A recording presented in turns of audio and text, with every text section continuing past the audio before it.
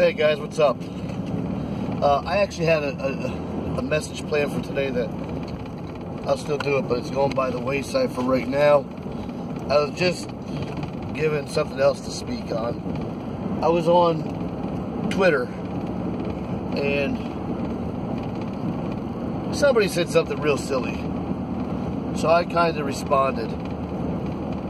And the guy came back with an attack on me because I support the president, and how can you call yourself a patriot and a father and a man of God, but you support the president? And I forget what I even said back. It was nothing major. It was just, I do, and I do. He is the leader of our country. Well, my initial thing was, he's got no identification, no picture, no nothing. A very generic profile. So that usually is the sign that a robotic account. And he went on saying something about somebody else being a bot. So I said, speaking of bots, and had arrows pointing at him. Well, I guess that triggered him to say that about me and my... Ooh, buddy, calm down. And my beliefs. And then he comes back with...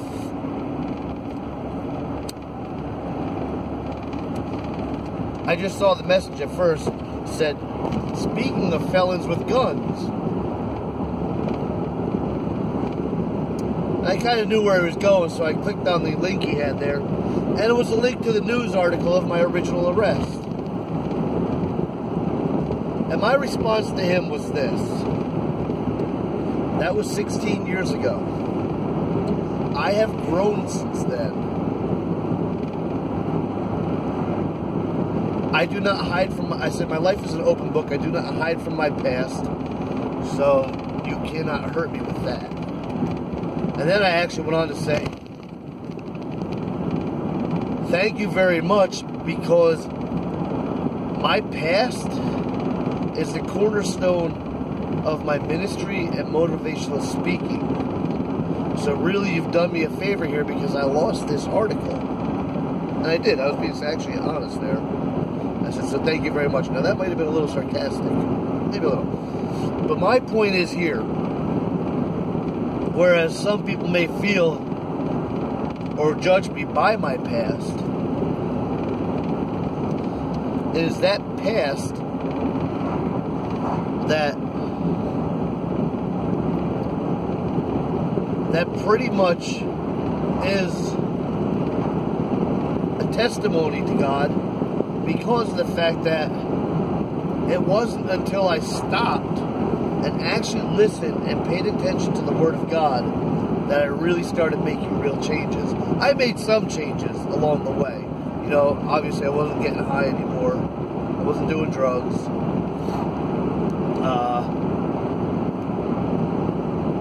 I made a lot of positive changes. But I wasn't fully on track with those changes and putting them...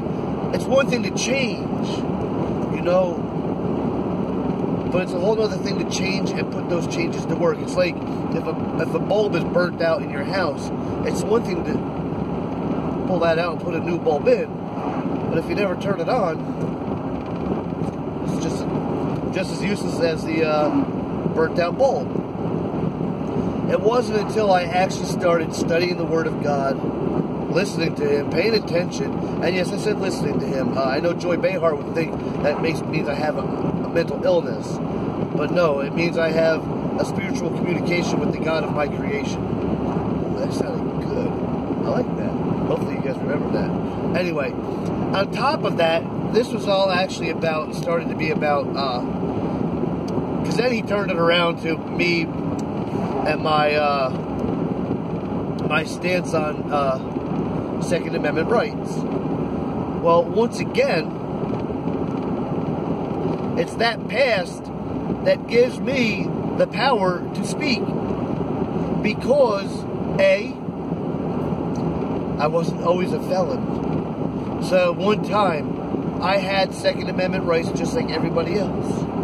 But through my actions, I voluntarily gave them up. I no longer am covered by the Second Amendment. And it breaks my heart. Because I love hunting, I love target shooting, and I love the opportunity to protect and defend my family, if need be. So, I know what it's like to have that right stripped from you. Of course, it was stripped for due purpose, or for due cause. I created that. So, since I created it, it hurts to know I don't have that right, but since I created it, that's my fault. That's my consequences. So I can deal with that. But why should a tax-paying, law-abiding citizen have those rights stripped from them the same way I, a felon, had them stripped? That does not make sense. And of course I'm going to stand up because it's not about me. It's about this country. It's about the Constitution of the United States of America. And I do not want to see people being treated like me when they did nothing to have those consequences. On top of that, I can say that back in those days, when I was in the criminal mindset,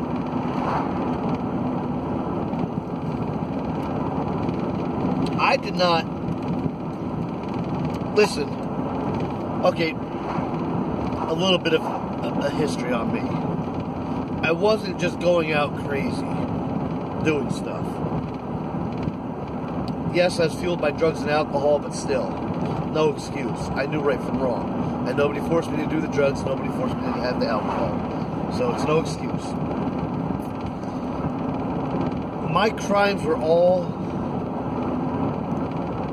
anybody who done me wrong. Anybody who done me wrong, I was going after. Vengeance was a horrible monster tearing inside of me. And I can tell you honestly that if I would have felt that there was a loaded gun behind any of the doors that I was going to, I would not have been going to them. I can tell you as the guy who once was a criminal that knowing there was no consequences of being shot was a load off my shoulders. Because I can tell you right now, if I thought like, you know what, screw you, you did this to me, I'm coming at you. And then I thought, well, they might have a gun ready for me. I'm like, maybe I won't come at them so much, you know? Then we can let that one slide. So I can tell you right now, yes, I have a shady past. I became a scumbag. I became a drug addict. I became a criminal. I did horrible things. There's no excuse for that. I do not hide from it. It is public record. It is public knowledge. I'm ashamed of it. I'm definitely ashamed of where I allowed myself to go.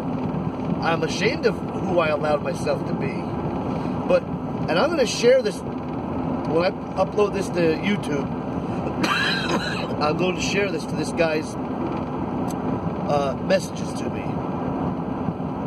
So that you can watch this. Because I'm going to tell you right now, as much as I am ashamed of my past, I do not hide from it. When I go onto Twitter, I use my name. That's how you were able to find my past.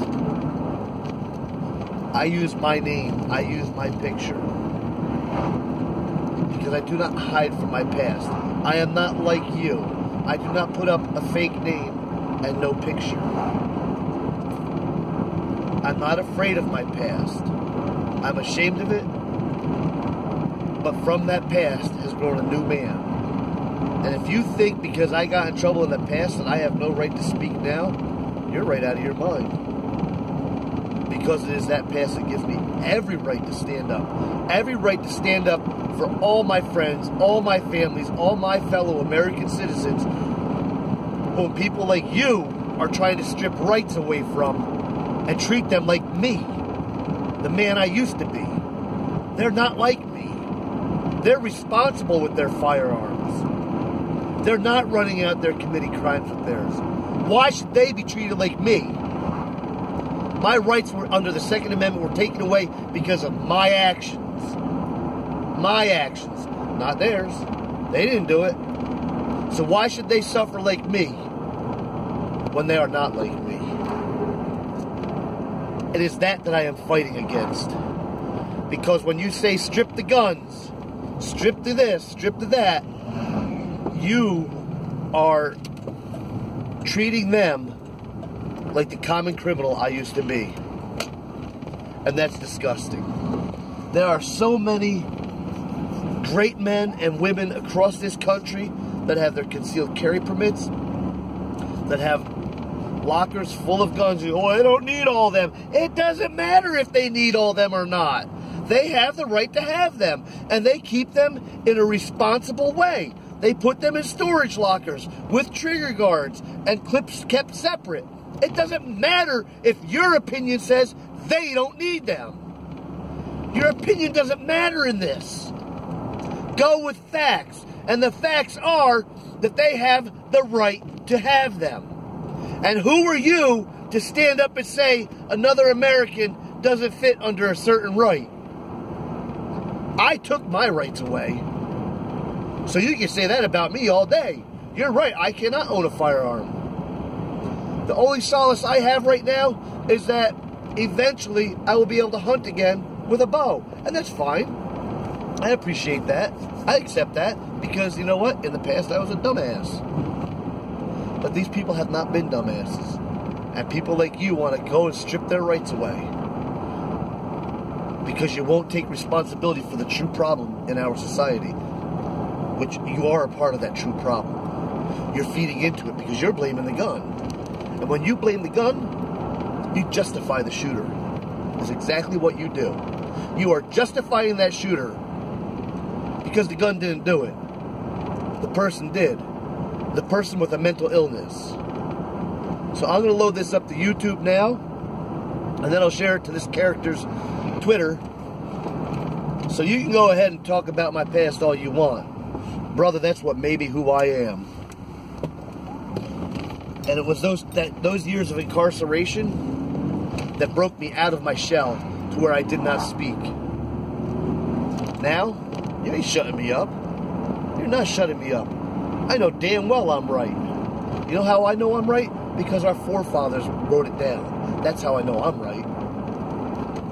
I know you're wrong. You know how I know you're wrong? Because you refuse to accept responsibility for the true problem in this society. So if you want to stand toe-to-toe with me and debate this, feel free, have at it. This is my face. I live in Honesdale, Pennsylvania. I saw your zip code, by the way. I know you're not that far away, brother. So if you ever want to come and just sit down and have a debate, you know who I am. You know where I am. I will debate you on anything. So, for those of you who know me, thank you for listening. This guy's probably not going to listen to this, but I made it available to him.